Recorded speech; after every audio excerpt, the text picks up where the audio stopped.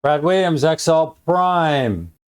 3.14, how to monitor cells using a watch window. In some situations, you may want to monitor the value in a particular cell as you work. As you scroll throughout the worksheet, that cell may disappear from view. A feature known as watch window can help. A watch window displays the value of any number of cells in a handy window that's always visible. To display the watch window, choose Formula, Formula Auditing, Watch Window. The watch window is actually a task pane, and you can dock it to the side of the window or drag it and make it float over the worksheet.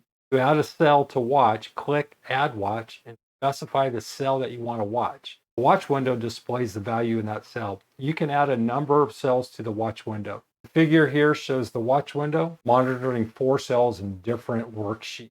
Hit Watch, choose Formulas, Formula Auditing, Watch Window, and then you can add a watch, C120, add.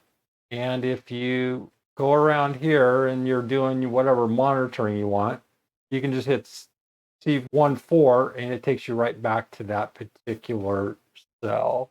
Brad Williams, XL Prime, thanks for your time.